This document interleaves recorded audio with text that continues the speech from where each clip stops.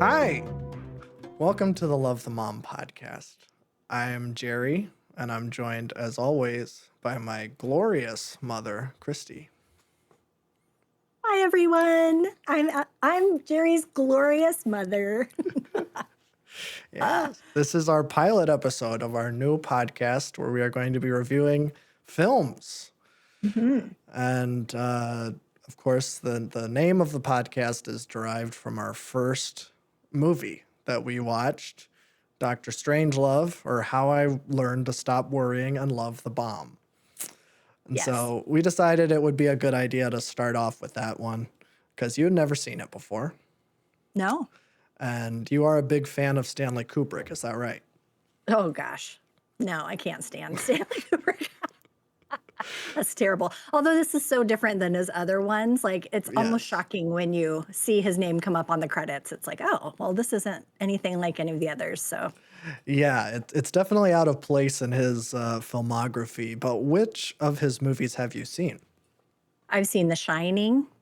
Okay. I've seen, did he do A Clockwork He Orange? did. Yep. Okay. I hated that one with a I passion. don't like that one either. I never saw Eyes Wide Shut, but I know he did that one. There was He much did. buzz around that at the time.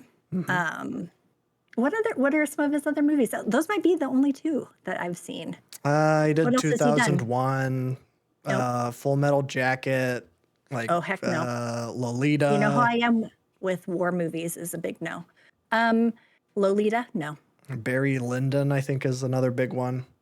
But other than that, I mean, you pretty much named all of his big ones. So Well, I mean, the thing is like I watched A Clockwork Orange when I was in college. I had it for a project, and that was my first introduction to Stanley Kubrick, oh and it really soured me on him. I just was like, "Oh, this guy's weird. I don't like it. I hated the movie." yeah, So I kind of had this idea in my brain of what Stanley Kubrick movies are like, mm. and so I just, other than The Shining, had not watched any others. So that's my history with Stanley Kubrick, Mr. Stanley Kubrick. Mr. Stanley Kubrick. Yeah, Yes. I love his movies or I hate them. I think Mm. my favorite one is The Shining, followed very Oh, closely by this one. okay. But I don't really like 2001 and I don't like Clockwork Orange.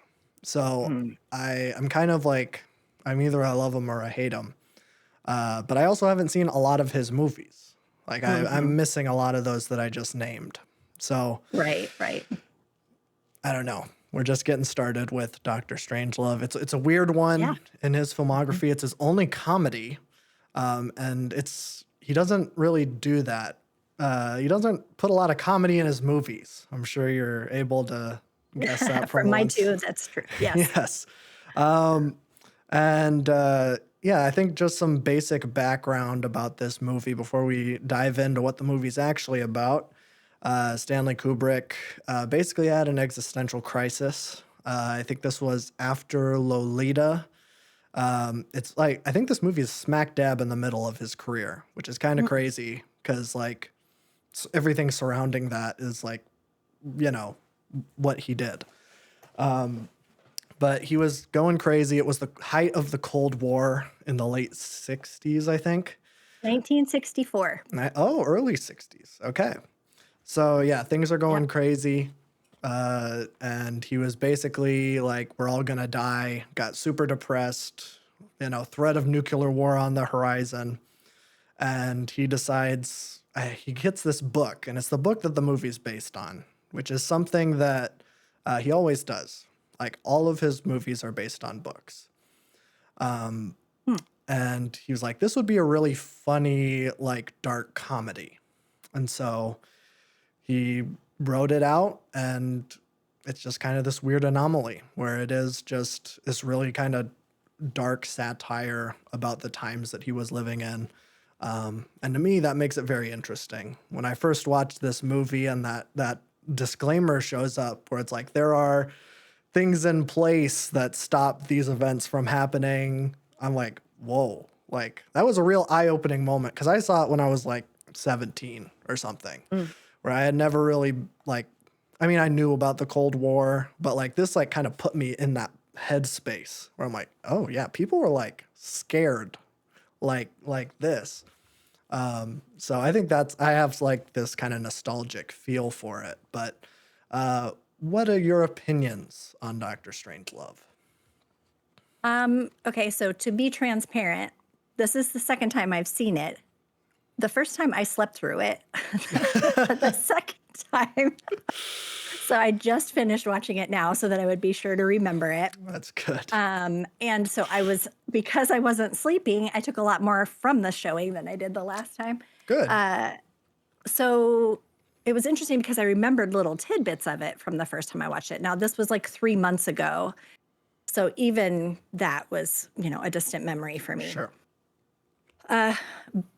But this time I thought it was really interesting because there were things I knew about it this time that I didn't know last time, like about, is it Peter Sellers that does two of the characters, which I 3. didn't realize the first time I watched it. And now as I'm watching it this time, it's like, oh yeah, I can see that.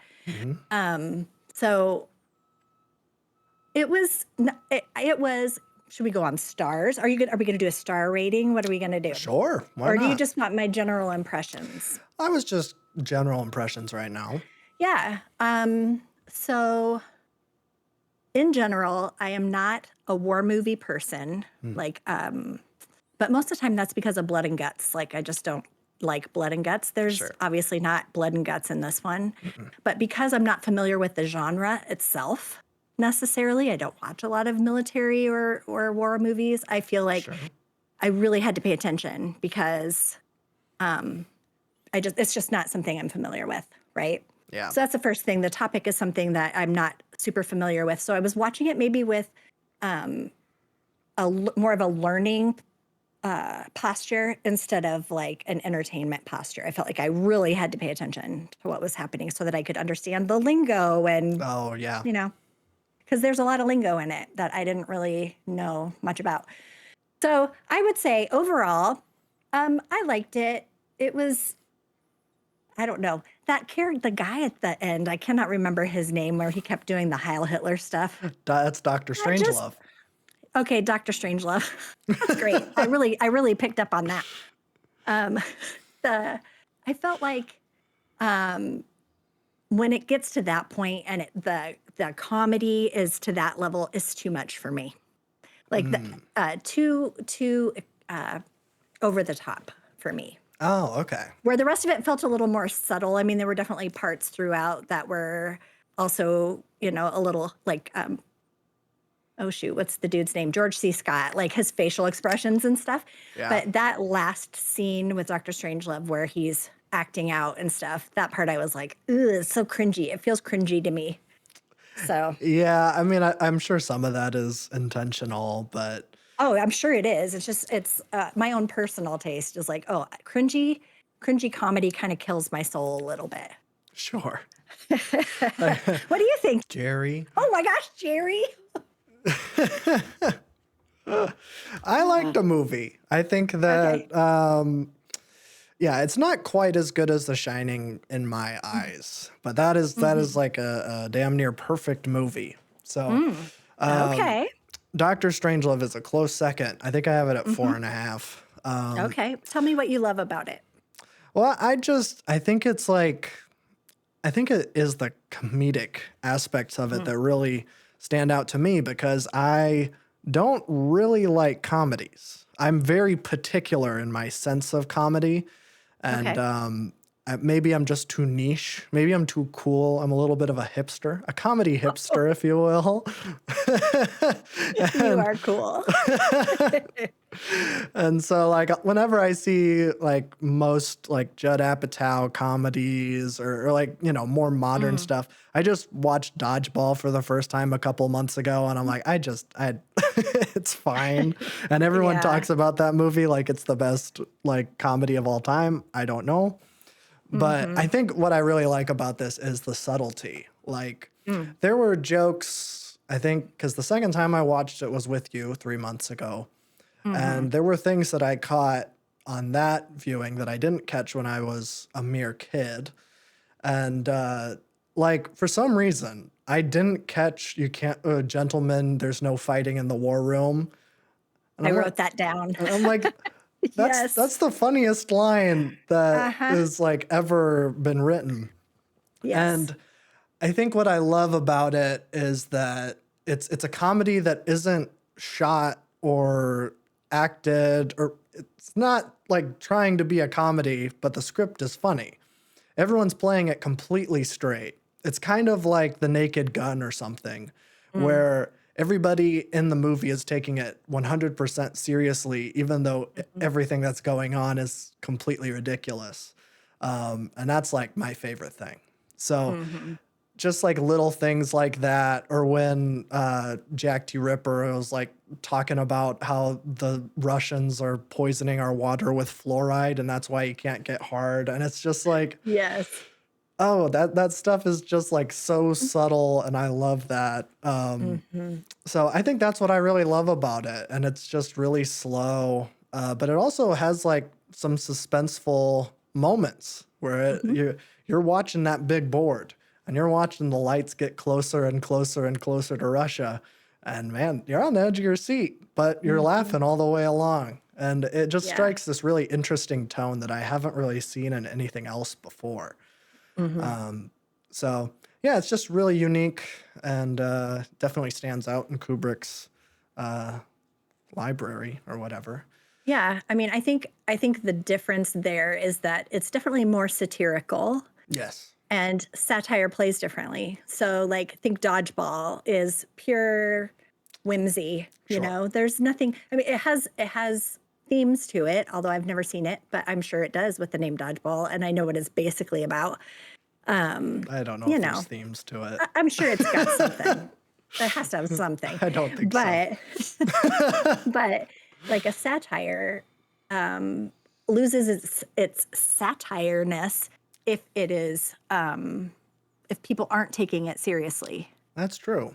right? That's a good point. But I agree. The quote about the war room, yes, I wrote that down because I thought that was really funny. There were numerous times where I'd be like, ha, like that because I was like, Right. oh, that was witty. The big board makes me laugh every time. I'm like, oh, that's the technical term. Look at the big board, I and that know. just I don't know, that just tickles me. There were things like that throughout where it was like I'm not gonna like buckle over laughing, but there was definitely some Right. very clever things. And I think if I watched it a third time, you know, if I didn't sleep through it the first time and this was my second time watching it, Uh-huh. there would probably be even more that you would pick up after because then you would know the story Right. and then you can pay attention to those little things that you probably missed. There are movies like that where you catch new things every time you watch it because there's always something more to get. And it feels like this movie is one of those. Right. Yeah. Yeah, I that's all definitely true. But speaking of themes, do we want to Yes. talk about the themes of this movie? Because I think Okay. that's something that Kubrick always kind of incorporates in his work. Um, Most times he's like picking at specific pieces of like humanity, because that's Mm. something that he really cares about, is trying to dissect humanity. That's what 2001 is all about. Taking us from the very beginning up until the space age and the folly of man's hubris or whatever.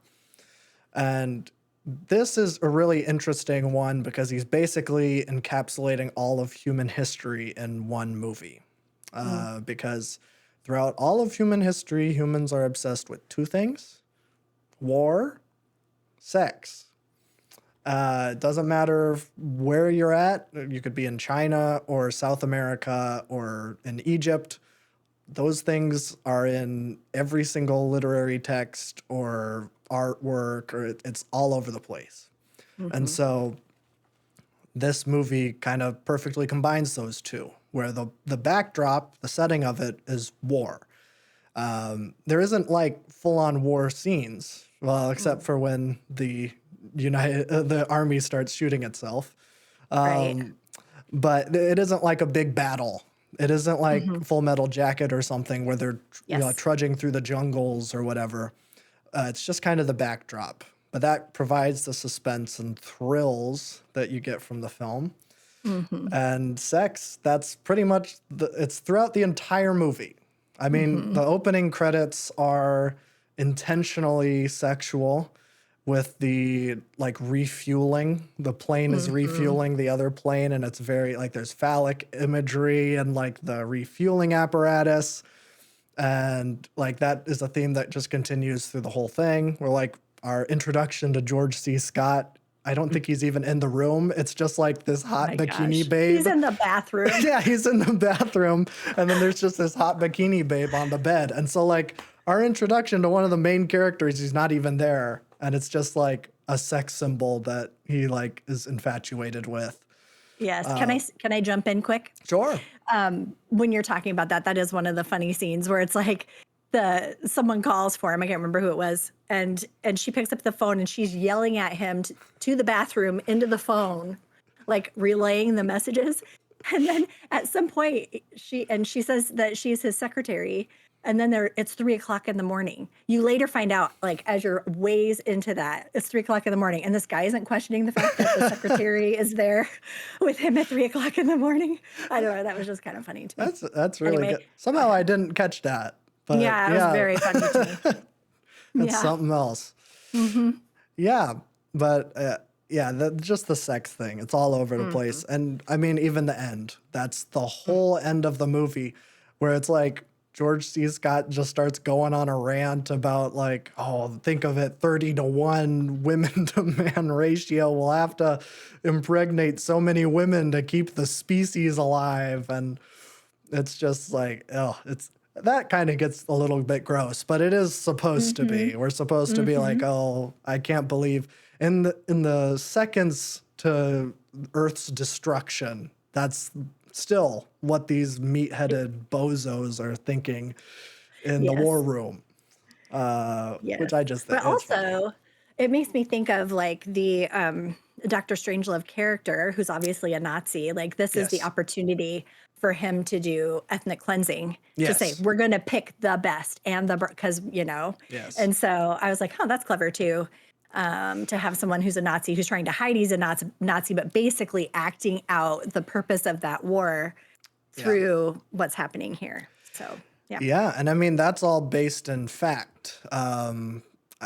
Operation Paperclip was a thing after Mm, World War II that the United States government did, recruiting a bunch of Nazi researchers and military officials that were captured in the invasion of Berlin, recruited them to fight against the Soviets in the Cold War. mm, And so I'm pretty sure that's a little nod to that, but also I don't mm. know if that was public record at the time. In the early 60s, I I've don't know never if heard of that that was before. So, declassified. yeah. So I don't know, or if it was just a funny coincidence. But yeah, I do think it is interesting that the Mm, Nazi guy is basically just talking about like eugenics. yep. And that was also a real thing where a lot of Hmm. Nazis in the Nuremberg trials basically just got off by saying, well, you guys were doing it too.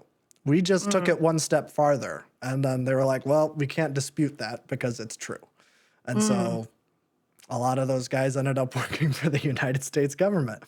So Wow. it is fun. Well, not fun, but it is interesting that It is. either Kubrick knew this and it was all Mm, declassified or public information, or he just happened to be right about this. I don't know. I noticed that this time and was like, hmm. that's interesting. Hmm. That is interesting. I've never heard of that before. Operation Paperclip. I may have to do a deep dive on that. Yeah, it's very interesting. Yeah. It's an unfortunate thing that did happen. Yeah. I just have never heard of that. There's so many times where, there's quite a few years between us. And of course, since you were a history major, you know a lot more about that kind of stuff. Yeah. But the amount of things that your generation is aware of that my generation was not is pretty significant. So unless you're being purposeful in trying to educate yourself, Oh, sure. there's a lot of things that you don't know. And you don't know what you don't know again. So it's Yeah. like you don't even know what to look for if you were trying to educate yourself on that. Yeah, I mean, our generation was just bombarded with information Yeah. when we were like too young to have done that or have that Hmm. done to us, which kind of messed with us. But hey, at least we know about Operation Paperclip and can Now do you know about absolutely option. nothing about it. That is right. I had something that's in relation to what you're talking about, where they were talking in the beginning when they were in the war room. And was it there? I can't remember. No, maybe it was in the room when it was getting shot up. And he was saying, like, that talking about military and politicians and who really runs the war. Yeah. And they were like, are you really going to let the politicians tell you how to run a war? And he's like, they don't even think strategically, or, you know, and I was like, huh, that's an interesting little statement too. Like, you know, this person who's a part of the military is really upset because these politicians who don't even know what they're doing are telling Yeah. people who do know what they're doing what to do. So I thought that was interesting. I mean, I think I see that as a critique of that line of thought because Yeah. it's something that the guy is saying. And if you take it out of context, it almost sounds logical. But he's someone who said that politicians they should let me run the world. And he is ending it. And he's Right. getting shot up by his own army because of his decisions. That's So true. Yes. is it a good idea? I don't know. I don't think I mean, Kubrick thinks who so. knows? Well, and I mean, I could see both sides of it because it's like, well, you do want people who know what they're talking about, but I suppose that's why military people advise politicians, and then Yeah. you hope that they're making good decisions. But it all comes down to power, and you know, and when you're talking about those two major themes, when you're saying sex and war, I would say too, sex and power, which war is power. Those are both. War is obviously the result of, you know, people trying to get either to take more power or being unwilling to give away the power they have or whatever. So deep thoughts. Very deep thoughts. Very deep thoughts. Yeah. Now, I'm going to switch topics just a little bit because you brought up that you did a deep dive. And I'm very curious on what your deep dive entailed. Okay. I'm going to get my phone so I can look at my notes, which is why I'm wearing my glasses so I can read. Okay. So the guy that plays King Kong, who's the pilot of the Slim plane. Pickens or something? Slim Pickens. Yes. I looked at that dude and I'm like, I know him from somewhere. So what started this whole thing was going out on IMDb as I'm watching the movie, trying to figure out where the heck I know this guy from. Right. And Slim Pickens, I think I know Slim Pickens from Hee Haw. He was a regular on Hee Haw. Oh. Which I think is how I know him until 1981. Okay. He was a regular on Hee Haw. He also was in a movie called The Apple Dumpling Gang, Apple Dumpling Gang, Okay. which is Don Knotts and Tim Conway. Okay, I want to picture in your mind. It's a Disney movie. Don Knotts, Tim Conway, and Bill Bixby, who played the Incredible Hulk on TV. Oh my gosh.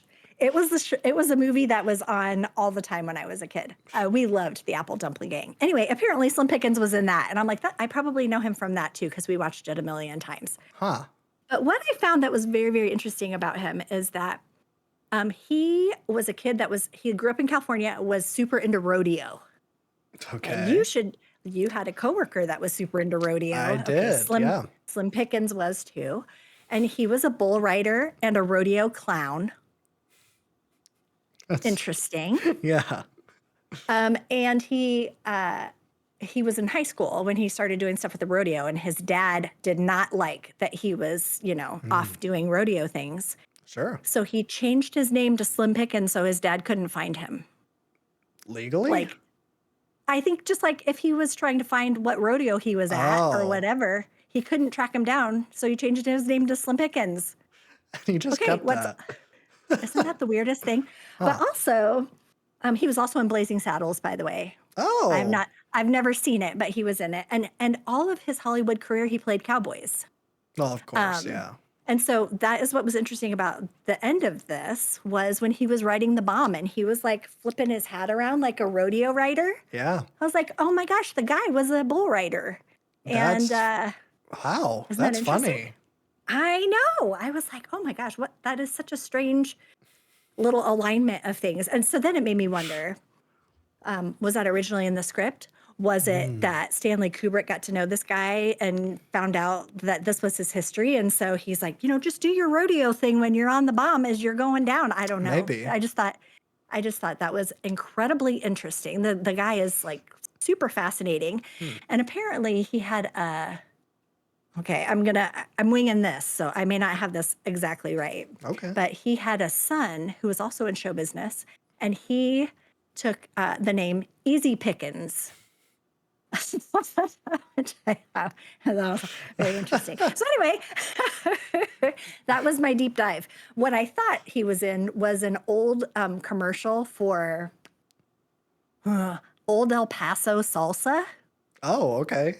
That's what I thought he was from, and it was this commercial that had all these cowboys sitting around a campfire, Uh-huh. and they were like, "Get a rope." I thought he was in that, And but I he's couldn't. not?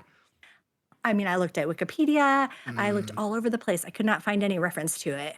But man, he looked like the guy from that commercial. I could not find any documentation of it. But that's Mm. what started it. Was I'm pretty sure that guy was in that Old El Paso salsa. I think it was Old El Paso.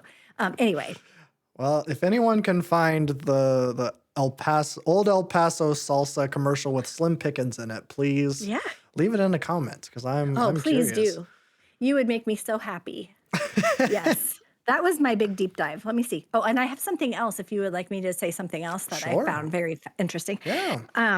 Okay, so this time through, I was paying attention to the music in the movie. Okay. Yes.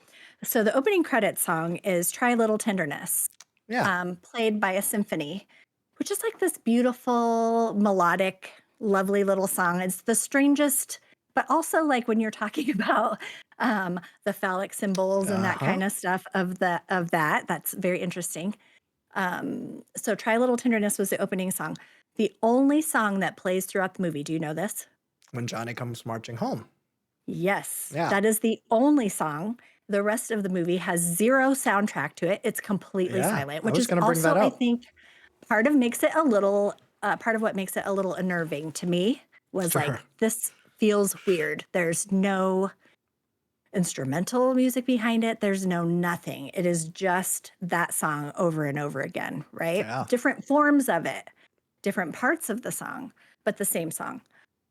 I did a little bit of a research on that because I'm like, what's the story with this song? Because all I could think of was the kids' version, which is The Ants Go Marching. Do you know that song? The ants go marching one by one, hurrah, Oh, yeah. hurrah. Yeah, so it's the same melody, Right. but they turned it into a kid song. That was what first came to my mind. And then when I looked it up, I was like, oh, no, wait, because I knew there was another name for it. Okay. So I went out and looked at the history of that. That is a Civil War song. Yeah. I Mhm. did not know that either. And it was written by somebody that I did not write down. Hold on. I took a screenshot though. Hold on. Oh, hell. Patrick, look at me. I know. I am a librarian in my real life, so research is my jam.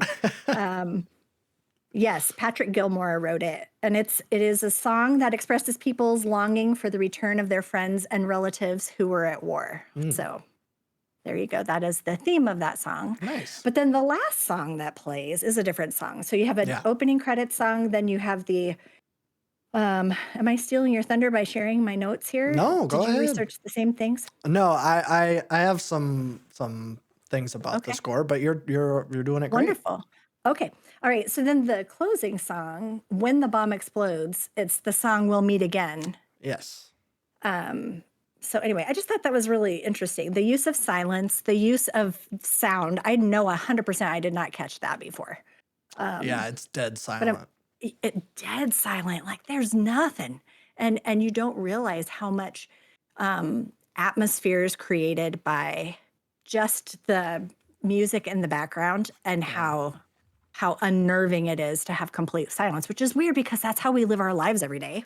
Yeah, I We know. don't have a black background track playing in the, Mm-mm. in your head maybe, but not out and about. So the fact that it really was noticeable and it bothered me. Yeah. It was interesting that it bothered me because that is how we live every day. But the choices of the songs I thought were also very interesting. I'm going to take my Yeah. glasses off now because these headphones are pushing my glasses into my head. Oh, And you it got a hurts. headache? Does your head hurt? No, but I have really loose headphones. Oh, mine are super tight. And okay, I got to take these off. Plus, maybe the arms are super thick on them. And Oh, so yeah. it's like, okay, all right.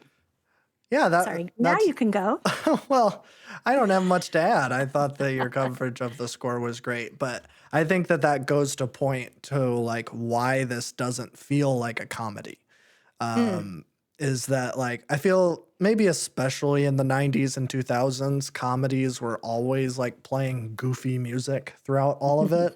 To be like, this is the funny part. And it was like, Mm. doo, da, doo, da, doo, da, doo. And it's just like stuff like that going the whole time. And so, like, contrast that with this nothing. And when it Nothing. is, it's army music. Oh, Hmm. And only when they're showing the plane. right. That's the Yeah. only Yeah. time that music is playing, right? Yeah. Yeah. Um, and I think this is something that there's this really great video essay about this movie by Bread Sword. And he talks about that song specifically in that there's two different main versions of it that came out around the same time. There's When Johnny Comes Marching Home, which Mm. is it's not like pro-war per se, but Hmm. it is kind of like, well, our soldiers are off doing the good thing, and when they come back, it's a big honor and stuff. But then I think there's an Irish version of it that is Mm. Johnny, We Hardly Knew Ye, which Oh, is yes. yeah, I which think I sang that. I think I sang that in high school in choir. oh, Fascinating. Okay, continue. but that song is I think it's about like a woman and her husband like leaves her and her newborn kid to go off and fight war. And then when he comes back, he's like completely disfigured. I think he loses his arms, legs, and eyes. And she like takes him back and um as like they get back together and it's just like he's an empty husk. And like that song is more about like the effects of war on the people Mm. that fight it. And in that video essay, he tries to like draw a parallel to that where it's they're playing the same song at the same time, where it is this Mm. kind of pro-war thing, but it's also like the effects on these individual soldiers in the plane and how Mm. that is going to affect them. Slim Pickens does die, but Yeah. how it affects everyone else dies too, probably. Um, Hmm. Well, in the plane for sure. well, yeah. I But mean, yeah, go ahead. Sorry. no, I mean, it's just, it's interesting where you Yeah. can kind of get that both ways. But also in this not feeling like a comedy, it's not shot at all like a comedy. Everything is a wide shot. Hmm. What we're supposed Yes. to be laughing at is never in focus. No. Even the like the gentleman you can't fight and this is a war room. That fight happens off screen. Hmm. It's You can like hear them, you can hear but you them. can't see it. Yeah, so we Yes. never get to see the fun part. We see the No. aftermath, and then the funny part is just the president coming in and saying that line. But Hmm. in any other movie, especially like during the time, that would be like great fodder for some slapstick. But they don't do that. And it just feels No. like that feels out of place for Hmm. maybe someone who's not aware that this is like what it is, I guess. Right. It's Yeah. off-putting. Well, and if I could jump in on that too, because that kind of triggered something in my brain where it's like, okay, we don't see anyone die. No. You don't see our friend Slim Pickens on the bomb. Mm-mm. You don't see the other dude in the bathroom when he kills himself. You don't see it. You see the prep for it, but you don't see it. Mhm. Like there is not any death in the movie or any violence, period. Yeah, Right? Because that's that true. fight scene is off screen. That's an interesting choice. Mhm. I wonder why. I don't know. That is interesting. Yeah, I never thought that, like, yeah, all violence is off screen. Hmm. Hmm. There's nothing in there. Hmm. Yeah, there's something there. Something to think about. There's Yeah, something I there. didn't had not pondered that until you mentioned it, and Hmm. then I was trying to think back, and yeah, no, I don't think there is. I think everything is off screen, Hmm. and you never see the aftermath either. So, like, I think Right. when the guy shot himself, and the other soldier comes in and he opens the door, like, there's no showing the body on the floor. There's no Right. nothing. Yeah. Um, I mean, yeah. that compare that to Full Metal Jacket, where Oh you yeah. see like the guy blow his head off. Hmm. Um, so yeah, it's interesting how he has these two kind of war centric movies, and violence is shown Hmm. vastly different. Hmm. I guess we'll talk about that more when we do Full Metal Jacket on this show. No, you're not going to make me watch that, are you? No. Because I was thinking what we need to do is watch the Apple Dumpling Gang. Oh. That would be much better, much more my speed. The duality of man. Full Metal Jacket. Oh my gosh, I would die. I mean, I would watch it for you No, because I I'm not love gonna you. pick it. I would watch it, but I would close my eyes. You would have to close your eyes for like the whole thing. I would. I would. It has a reputation. I know Yeah. it would not be for me. No, I wouldn't pick something like that. I appreciate it. At least in the first 10 episodes, you know? Okay, We all gotta right. settle into a format first. Yeah, of course. Of course. Yeah. Yeah. I'll pick the weirdo artsy stuff, and then you'll pick the fun Apple Dumpling Gang stuff. Oh, it is a classic. In fact, I'm going to add it to my list right now while we're talking. Here I Oh, go. perfect. Glad you found some inspiration. Yes, I mean, it's very inspiring. I find that when I watch movies a lot, and I'm sure other people are like that too. You watch something, you're like, oh man, what do I know that person from? Oh, yeah. Can I wax poetic? Back in the old days, Sure. man, I remember seeing Pee-wee's Big Adventure at the theater. Oh, yeah. And I'm like, I know that person. And I remember sitting that entire movie trying to remember what I remembered that person from. Like, Paul I wasn't even Rubens? taking in the story. No, it wasn't him. It was like a side character. Oh, But I just remember like, oh my gosh, I know that person from something. And then there was nothing to refer to. There was no IMDb. There was a book my mom had at home that was like it was like the size of a phone book. And you could look up actors or you could look up the movie. And it would have like on paper, a listing of every movie ever made That's and who cool. was in it. But it was like, you had to wait until you got home. And so I spent the whole time, how do I know this person? Or especially animated movies. Oh, yeah. I know that voice. That voice is driving me crazy. I can't think of what the voice is. We take for granted now that we can just like pull up our phone during the middle of the movie and be like, what do I know Slim Pickens from? When before it would almost ruin your movie going experience because you were racking your brain the entire time trying to think of who this person is. Anyway, that was a side note, but a little blast from the past. People might enjoy who maybe didn't have to deal with that like I do. I'm sorry that ruined Pee-wee's Big Adventure for you, because that movie's It totally great. did. Oh my gosh. I saw it at the theater, like I said, and the jump scare part, Large Marge. I lost my mind. It was like so scary. And then somebody wanted to go see it again. And I sat there, in typical Christy fashion, hands over my eyes, ears plugged with my thumbs, because I knew it was coming. And I was like, you're not getting me on that one again. It was so scary. I hated that. Oh, Anyway. man. We should do that movie on this show. Man, so I think I was in high school when that one came out. I And don't think it would get you like- now. no, well, okay. The special effects, like that was so crazy to me Oh, when they sure. do that with her face. And I had never seen anything like that in my life. Oh, yeah. I wish I could capture for you what a departure from movies that were happening at that time that movie was. Oh, yeah. And that anyone over the age of 20 hated Pee Wee Herman, hated it. They were like, he's Really? annoying and he talks weird, and they just hated him and they thought the movie was stupid. Every high school kid was like, he's so funny. He's amazing. This is great.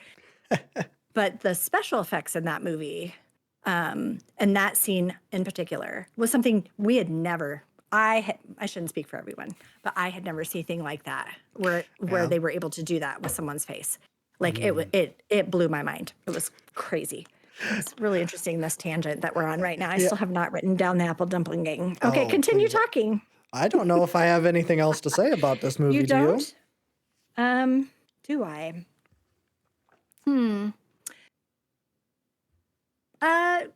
No, I don't think I do.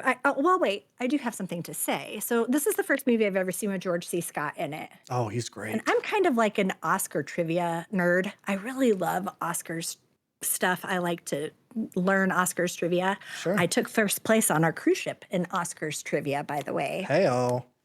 This girl. But George C. Scott. So I know that he won for Patton. Yeah. Back in the 60s, and that Patton won for our Best Picture. But this is the first movie I have ever seen him in, And I He's know great. nothing about the movie Patton, but I don't know if it's serious or if it's a comedy. I I don't think even it's know that. serious. I haven't So seen I it think either. that's interesting. Yeah, like I would be interested in seeing him in a serious role after seeing like he has this very rubbery, expressive face. Yes. And I'm like, what would he be like in something serious? Like it would almost be kind of weird to see him because he is so Mm, over the top in this. His acting is very theatrical. To yes. see him doing a more subtle performance, I don't know. That was just a thought I had. Oh, and we didn't talk about James Earl Jones. Oh my Oh, gosh. Oh, I love him so much. And also, when they're in the plane and he's in the pilot seat and he's talking, and it just makes me think of Darth Vader in the yeah. Death Star or in the, what did they call his plane? The Star What was Destroyer? his, that was the name of Oh, his, the Thai Advanced. whatever it is. Yes. It made me think of him when he's sitting behind the steering wheel of that, like steering and he's talking. And I'm like, oh my gosh, it's like Star Wars all over again. And he was so handsome and young. Oh, anyway, I very Yeah. much enjoyed That's that. an early role for him too. That I was read his biography Oh yeah? years ago. Yeah, Hmm. he's a very interesting guy. He did a lot in theater. Oh yeah. Um, Classically and trained, isn't he? what's that? He's like classically trained, isn't he? Oh, yes, Yeah. yes.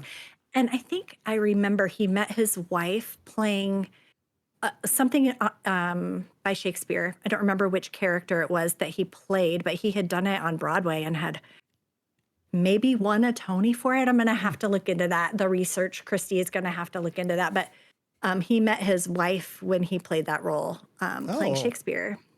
And I that's believe she cool. was a white woman. Okay, now I'm really kind of reaching way back, but I do think that they had an interracial marriage, which would have been very Ooh, scandalous, of scandalous. course. Yeah. I'll do a deep dive, and next time I'll give you a short synopsis Okay, perfect. of his situation, where he met her, and all of that. But anyway, yes, theater, Shakespeare, and especially like I can't imagine James Earl Jones doing Shakespeare. It had to have been amazing. Oh, would have been But awesome. one of his plays that he was really well known for was called The Great White Way, Hmm. and I believe it was a play about a boxer. Oh, Um, but anyway, and I think they made it into a movie too. I'm gonna have to do some research. I'm just like, it's well, probably been 20 years since I've read it, but that's what. oh, Anyway, I love James Earl Jones. That's what I just want to oh, say. I love James Earl Jones. That's what I yeah. want to say. He is great. Hmm. He's barely in this thing. He barely talks, which I feel like is a missed opportunity. Agreed. Because I feel like you gotta. I mean, I feel like post like Star Wars, he was almost exclusively like, oh, he's the Ugh, awesome voice guy. We need to have yep. him say a monologue or do something cool. Hmm. Um, but Oh, yeah. just his voice is just incredible. Um, I think the movie that I saw him in that is really the iconic one for me is Field of Dreams. Oh, he's great in that. Oh my gosh. It made me fall in love with James Earl Jones. He's just so wonderful. He does such a good job in that movie. Listen to us like movie dropping all over the place. We've named like a million movies as we've been talking about this one. We're qualified to run a movie podcast. That's what we're We very doing. much are. We're establishing our Yes. credibility. I'm like super well versed in movies. Mm. Here's the thing, like I know what I like and I'm passionate about what I like. And I think as a family, if you were to drop in our extended family gatherings, there is always a conversation about either movies or TV, Oh yeah, always. yeah. And it makes my daughter crazy because she doesn't really like movies and she doesn't know anything about celebrities or anything like that. And she's like, why do we have to talk about movies every time we get together? But that is who we are. That's kind of a part of our family identity is Yeah. talking about this stuff. So, yeah, it's very, I, we just have a lot to grasp back on, but not necessarily, I don't have very many artsy fartsy movies. I know. I know more like in the mainstream sort of movies. see, I don't But know many of those. well, see, and that's the beauty of it, isn't it? That's why Because we did this show. because you can make me a cultured person and I can give you some fun and entertaining things to watch. Perfect. I'm very Yes. excited. And speaking of fun and entertaining things to watch, do you want to tell Yes. our lovely audience what we're going to be doing next time on Love the Oh, Mom you podcast? guys. This is the perfect juxtaposition Because Jerry. has picked this. Dang it. Uh, Jerry has picked the perfect movie to start us with. When he suggested this as the title of our podcast, I was like, I have no idea what you're even talking about. What are you talking about? Love the Mom. What are you talking about? That's a wordplay situation with the subtitle of Dr. Strangelove. Had never seen it. Didn't even know that was the subtitle. So, so he's enlightening me and growing me as a person. And so I feel I must repay the favor by having Jerry watch Break In, the classic from the 1980s, one of my favorite movies. I was just saying to my daughter today that we had it on VHS, and my sister and I would watch it, so much so that if we didn't break the VHS, we probably were pretty stinking close to breaking the VHS because we loved it so much. We knew all the songs. We had the soundtrack. It is the 80th of 80s breakdancing movies, and I cannot wait for you to see it. It is a treasure. I can't wait either. I think I watched 10 minutes of Electric Boogaloo. Yes. I watched that maybe a year ago. My girlfriend at the time was cooking, and I just was throwing something on, and I threw on Electric Boogaloo. It might be the best 10 minutes of any movie I've ever seen ever. So I'm very excited for watching the original Break-In. Oh my goodness, you're gonna love it. You know, here's the thing: like, we love it so much. We play trivia. We have a name in a trivia league, and what we ended up with was "Pants on Fire 2." Electric Boogaloo, which I know Electric Boogaloo is a phrase that a lot of people use now as like a joke. But for us, that was a very specific callback. And I don't feel like it was that popular at the time we decided to do that everyone thought that was really funny when we did it. Yeah. Because I don't feel like you heard it as much. Now I feel like you hear it more out in the zeitgeist. But It's definite. I think it's the most popular subtitle ever. I believe it. Or at least It's fantastic. At least the one that most people make a joke about. Like online, it's that or it's the Squeakquel. They'll be like, yes. I can't wait to see Mulan 2, the Squeakquel, or just like something like that. Or whatever, something to Electric Boogaloo. Yes. But I want to show the audience something. I'm going to sneak off screen because do it. I have my movies right next to me here. Oh, you guys are in for a treat. Yes. Get ready. I actually own Breakin' 1 and Breakin' 2. I have this is my break-in dance. Looks like I'm moving in my cowboy hat. That's how you break dance? I don't know. No. I never could do it. I guess we'll learn how to break dance when we watch this movie, but we totally will. Yeah, I'm very excited. I'm just really excited for you to see it. I wish we were together so that we could watch it together, because I would love to hear what you have to say while you're watching it. Well, I probably won't. I don't know if I'll say very much. Although I am someone that has like developed into talking a lot during movies to myself. That's something that is new. That was something that I recently kind of talked about on my other podcast, the Boy Time podcast, which everyone should check out as well. Yes, check it out. Where I'm like, I went on this runner where I'm like, I audibly said this during the movie, and I don't usually do that. And I said that for like weeks and weeks and weeks, and I'm like, I think I just need to throw in the towel. I'm definitely the type of person that's yelling things at the screen now. So is it like this, oh my gosh, don't be ridiculous, like that sort of stuff where you're like reacting to what's happening on the screen? Are you actually like, it's almost, it's like a cliche where it's like, oh no, don't do that. And I'm like, I'm just like audibly just saying, I'm like, man, I used to be able to keep this all inside. And I don't know if it's now that I have my own place. Yeah. I'm just free to let things sing, but. Yes. I mean, I find myself doing that if I'm by myself. Yeah. I will talk back to the screen too, but not with other people. Just when I'm by myself. what you're going, do you want to hear what I think you're going to be saying when you're watching Break-In and you're Please. watching it by yourself? Yeah. Oh my gosh. Look at that dance. Oh my gosh, look at those moves. Oh my gosh, she's so pretty. Oh, look at his feather earring. I love that. Do I need to get a feather earring? Maybe I need a feather earring so that I can look super cool like that. That's the kind of stuff you're going to be saying. Yeah, that's You're going to be the like, stuff where I'm can gonna I say. take breakdancing lessons? I can't dance. I don't That's how you know. get lessons. Oh, well, I guess that's true. Yes, it's so good. You're going to be getting up and dancing during the movie because you're going to love it so much. I probably will. I'm anticipating a 5-star from Break-In. Oh, I mean, if you don't give it a 5-star, I'm going to be extremely disappointed. Wow. Extremely. I wanted to name my kid after the main character, the girl. Turbo? In fact, oh my gosh. Ozone? Oh, no, not Ozone. Although he was in like a Janet Jackson video. He was I in a could see video. that.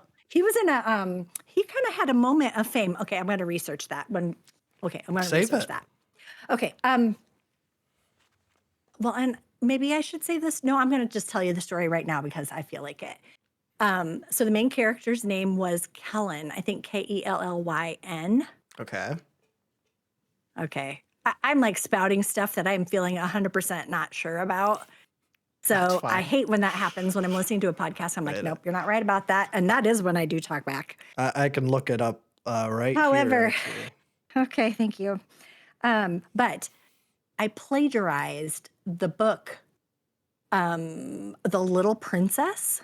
When I was in elementary school, I had to write a story. You plagiarized it? Yeah. Yes, I did. And I switched out the name of the main character to the name of the the name of the main character in Break-In, thinking, oh, if I just change the name, they won't recognize the story. The Little Princess. Gosh. The Little I had Princess totally forgotten Kellen. about that. Oh my gosh. Well, wait, now I'm wondering too, was I older? I must have been older. When was Break-In? Can you look up what year Break-In came out?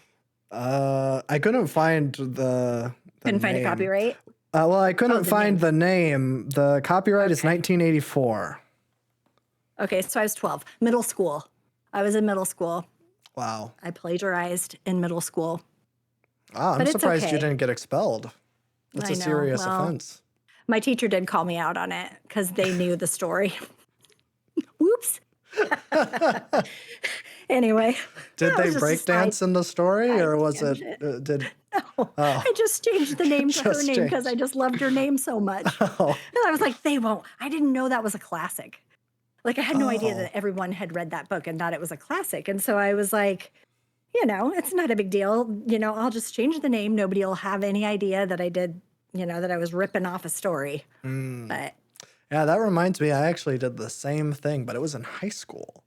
I Alec, I was Jerry, I was writing a essay for To Kill a Mockingbird, but it was a story in like a creative writing class, and I was just like, I'm just gonna turn To Kill a Mockingbird into my creative writing story, but I just changed Scout's name to Kellen, and it went about as well as you expect.